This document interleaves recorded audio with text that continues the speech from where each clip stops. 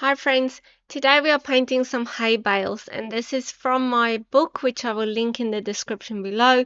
You can find the outline and step-by-step instruction in the book for if you're not able to go hop onto YouTube, you can take the book with you and there's step-by-step instruction on how to paint this. So we start with the sky. We're going to do wet on wet and I want my light to come from the back. So we're doing like a morning sunrise. We're going to add a little bit of French vermilion right at the horizon to give the idea of the sun coming up, but a very diluted mixture of the French vermilion and then ultramarine at the top. So you're basically doing a variegated wash with the French vermilion coming from the bottom and the ultramarine coming from the top. So it's almost two graded washes coming together, if you don't know what variegated wash mean. So it's a graded wash from the bottom up with the French vermilion and the ultramarine blue from the top down.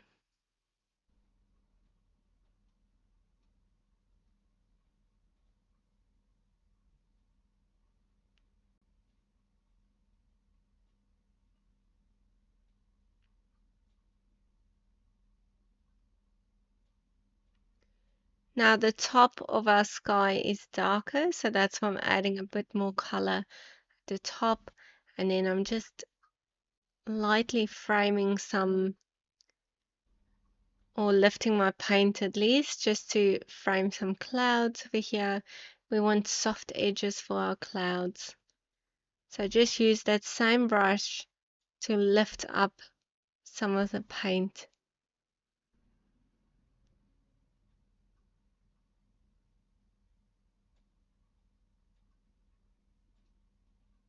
I love painting hay bales because you can really work on your shadows and it's just so fun to paint. So we're going in with yellow ochre and I'm sort of painting them just one layer all over, paint over your hay bales, just paint it from the back to the front in these lines, following the line of where your hay bales are. Darker in the front. Your foreground is always darker than the back. More detail in the front.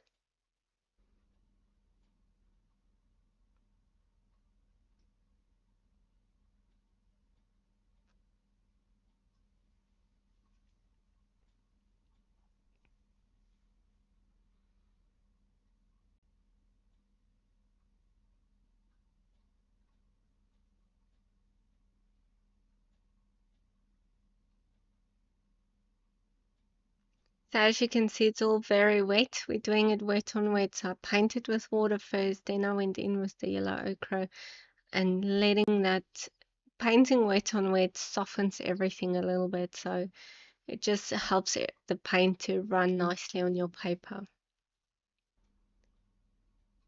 Now I'm just dropping in some bright yellow, the lemon yellow, right at the top of each hay bale. And then because everything is still a bit wet, you can just sort of use your brush to lift up some of the paint around. And that's a dog hair. But just use your brush to sort of lift up some of that paint. Now I'm using the lemon yellow to go around the barn here as well. Then I'll drop in some of the phthalo green and let that mix with the yellow. So this is just to the right where my barn is on the side of the field with the hay bales. And then some forest green as we come closer to the foreground and also for a shadow around our barn.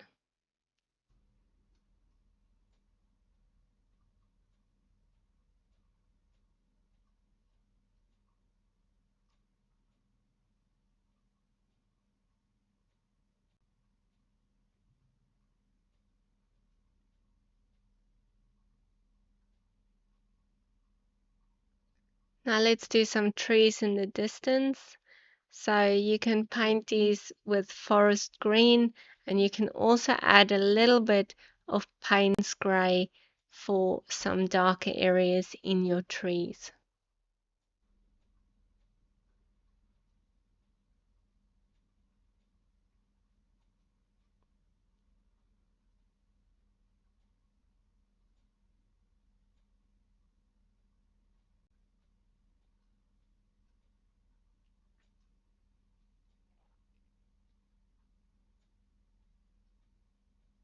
Now most of my pictures that I paint or that I come up with, I'll Google, for example, something like hay bales.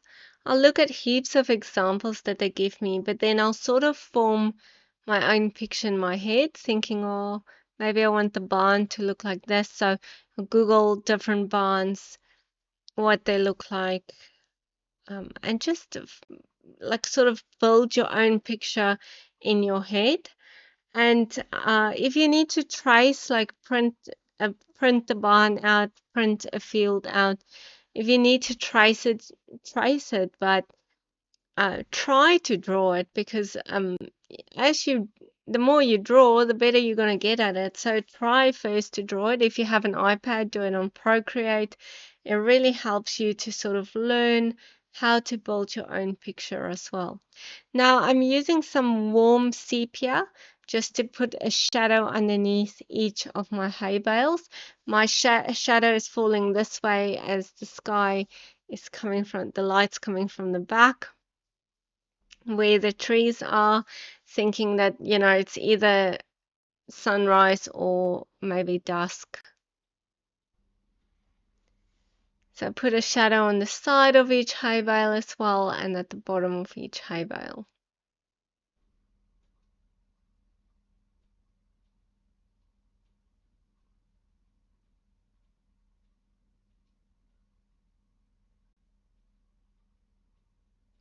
Now I'm adding some yellow ochre again to each of my hay bales, and I'm just painting like the middle part of the hay bale.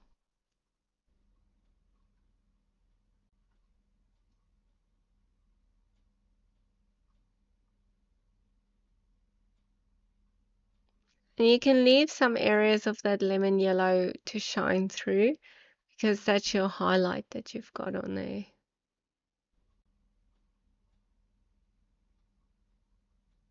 So you want the bale to be lighter at the top, because that's where it's catching some of the light, and then darker at the bottom and on the sides.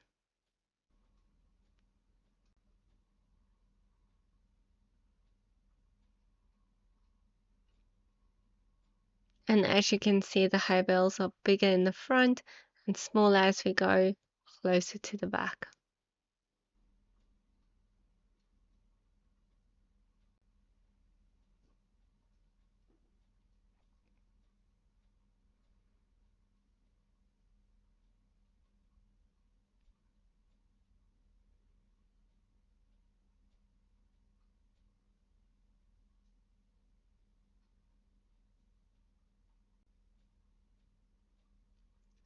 Now I'm just using my yellow ochre to go over these lines again.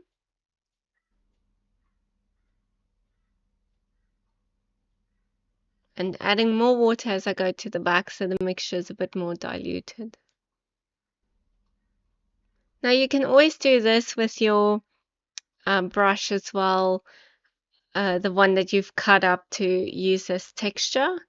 And you can always use that to also add some shorter grasses maybe here in the front if you want to add a bit more detail to it.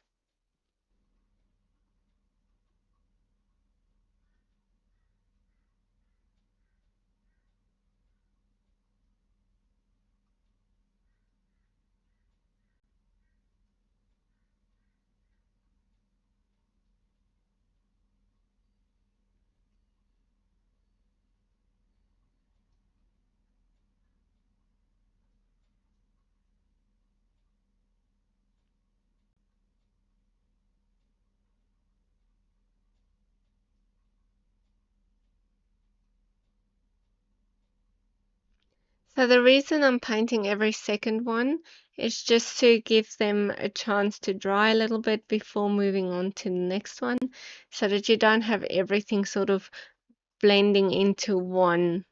So we do want some detail in those lines. So we paint them one by one. Just adding a bit of darker areas here in the forest green and the grass on the side as well, or the lawn.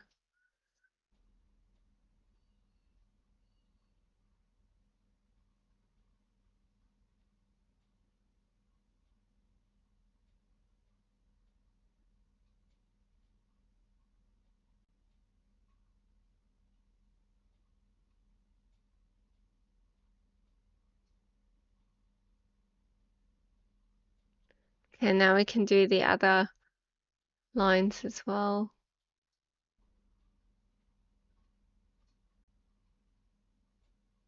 So all still just with yellow ochre.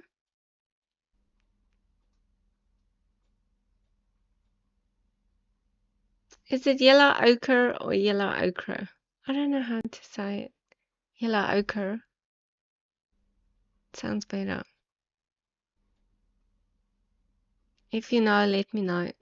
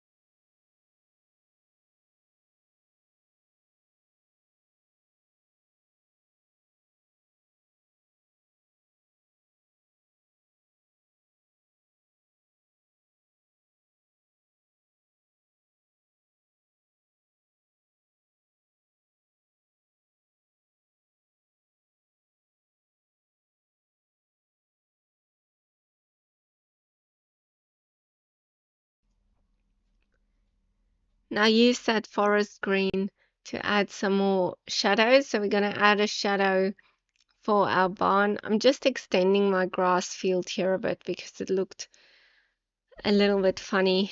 It was going too much in. Um, so just use that forest green, make some darker areas around your barn for a shadow falling this way towards you.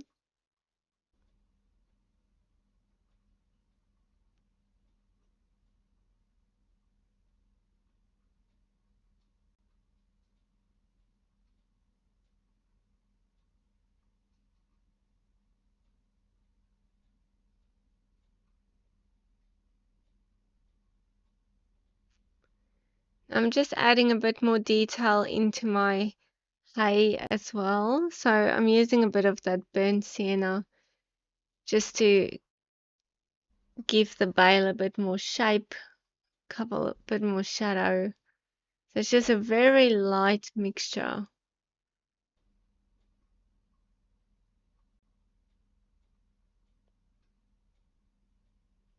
Now I want my barn to be nice, bright and red.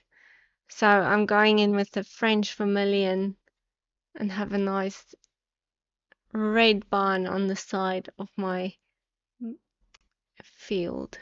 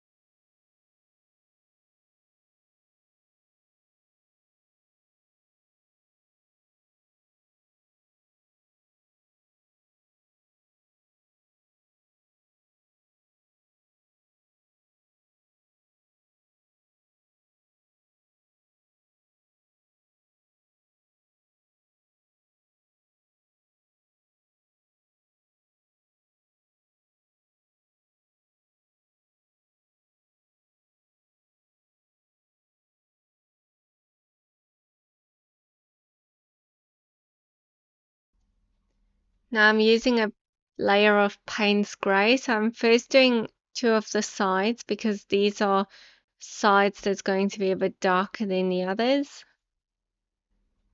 Also painting the door with Payne's Grey and the window at the top.